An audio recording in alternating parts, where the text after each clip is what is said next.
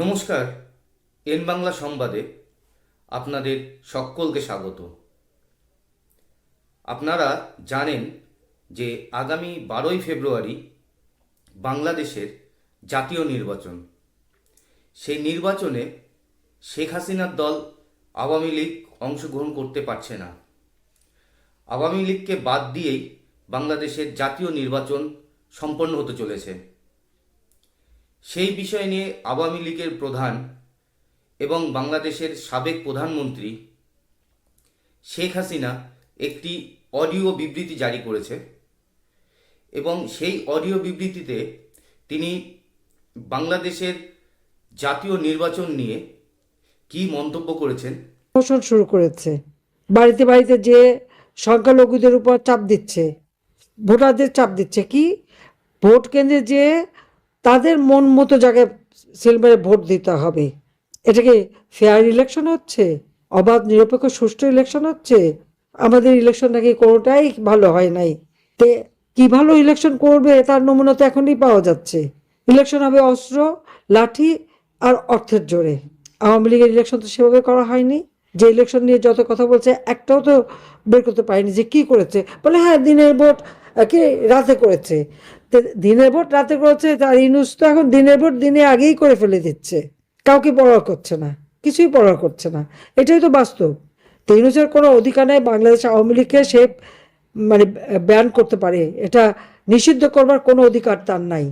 তার অনেক বড় বড় পিতারাও করেছিল, সেই তার আইয়ুব পিতা, এহাইয়া পিতা অনেকেই তো করেছে, তাদের কি হয়েছে? কিচ্ছু হয়নি। তার জিয়া পিতা সবাই করেছিল। আওয়ামী লীগ আওয়ামী লীগই, আওয়ামী লীগ আছে, আওয়ামী লীগ থাকবে, আওয়ামী লীগ আবার আসবে, বাংলাদেশকে আবার উন্নত করবে। এই শক্তি নিয়ে সবাইকে দাঁড়াতে হবে। আর যেখানে আওয়ামী লীগ ইলেকশন করবে না, সেটা আবার কিসের ভোট, কিসের নৌকাও নাই, ভোটও নাই। আওয়ামী লীগ না থাকলে কিসের ইলেকশন? এ গাছের ছাল ও গাছের বাকল দিয়ে পার্টি বানিয়েছে, আর তাই দিয়ে ইলেকশন করবে। তারা সারা জীবন মানুষের অধিকার কেড়ে নিয়েছে। কাজে এর প্রতিকার হবে, আর এই শক্ত হয়ে আপনাদের থাকতে হবে। ইনশাল্লাহ জনতার জয় হবেই হবে। জয় বাংলা স্লোগান দিলে তাদের গায়ে লাগে, কারণ জয় বাংলা স্লোগান দিয়ে পাকিস্তান হানাদার বাহিনীর পরাজিত করেছি। এগুলিকে জাহাজে করে পাঠিয়ে দেব ইনশাল্লাহ। যা তোদের ওই পাকিস্তানে যে থাক, বাংলাদেশের মানুষকে আর জ্বালাবি না, সেটাই করতে হবে। সব নাম ঠিকানা লিখে রাখেন, যারা যারা আপনাদের উপর অত্যাচার করছে, সব হিসাব আমরা পাই পাই করে নেব। আর সেই দিন আসবে, হয়তো একটু সময় লাগবে, কিন্তু আসবে, এটুকু আমি বলতে পারি। প্রত্যেকটা মানুষের জীবন মান উন্নত করে দিচ্ছে, এটাকে অস্বীকার করতে পারবে? এখন বিদ্যুৎ দিতে পারে না কেন? এখন গ্যাস দিতে পারে না কেন? সেটা আমার প্রশ্ন। আর বলে পদ্মা সেতু করে এত টাকা কেন নষ্ট হলো, মেট্রো রেল করা হলো কেন, ইত্যাদি ইত্যাদি। তো যারা এই কথা বলে তারা চড়ে কেন? আমার করা ব্রিজে চড়তে পারবে না। আমি যে প্রজেক্ট শুরু করেছি সেটা শেষ হলে আবার উদ্বোধন করে গাল ভরে কথা বলতে পারবে না। সব ভেঙে ফেলে দিক, সব ধ্বংস করে দিক, সারা বাংলাদেশটাই ধ্বংস করে দিচ্ছে। এটা আমার ওয়ার্ড ইউনিয়নের নেতাকর্মীদের বাড়ি ঘর থাকে না, ভেঙে চুরে শেষ করে দেয়। কাজে আমি এখানে সবাইকে বলবো যে সকলকে শক্ত হয়ে দাঁড়াতে হবে। খালি নেত্রী হুকুম দেন, মায়ের খাবেন আপনারা, ঘর বাড়ি পোড়াবে আপনাদের, আপনারা তা প্রতিকার করতে পারবেন না, হুকুম দিতে হবে কেন? তারা মপ করে। জনতার শক্তি বড় শক্তি। এই জনগণকে নিয়েই কিন্তু সকল চক্রান্ত মোকাবেলা করে আমি সরকার দেশ চালিয়েছি, দেশের উন্নতি করেছি। আমরা যদি সেভাবে কেন করতে পারি পারি একটাই কারণে, কারণ জনগণ আমাদের সাথে ছিল। জনগণের কাছে যান, আপনার এলাকায় কি কি উন্নতি করেছে আপনারা সবাই সেটা তাদেরকে জানান। আর যারা আপনার বাবাকে মাকে অপমান করে, গায়ে হাত তোলে, নির্যাতন করে, তাদের একটা মেসেজ পৌঁছে দেন যে তোমাদেরও বাবা মা ভাই বোন সব আছে।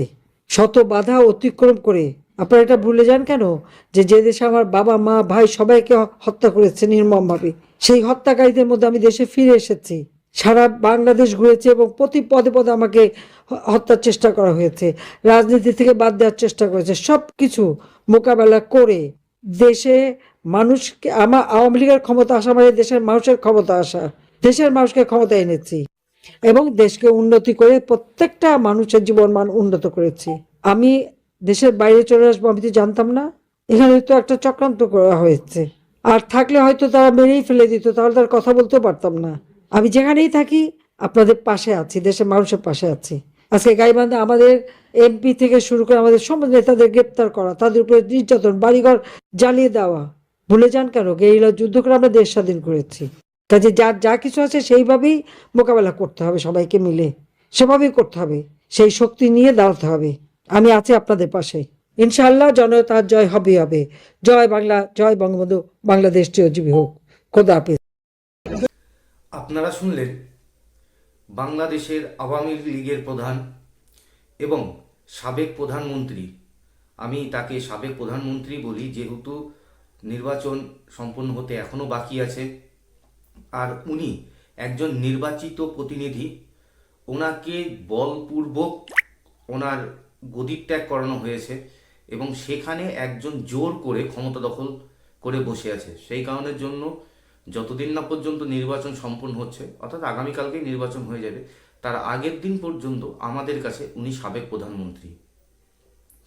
ওনার এই অডিও বার্তাটা আপনারা শুনলেন এবং উনি ওনার দেশের আওয়ামী লীগের সমর্থক এবং কর্মীর উদ্দেশ্যে যে বার্তাটা দিয়েছেন, আপনারা কি ভাবছেন এই বার্তাটা কতটা যুক্তিসঙ্গত এবং এই বিষয়ে আপনাদের মতামত অবশ্যই কমেন্ট সেকশনে লিখে জানাবেন। আর আমাদের এই ভিডিওটিকে ভালো লাগলে পরে চ্যানেলটিকে সাবস্ক্রাইব করে আমাদের মনোবল বাড়াতে সাহায্য করুন। ধন্যবাদ, ভালো থাকুন, সুস্থ থাকুন।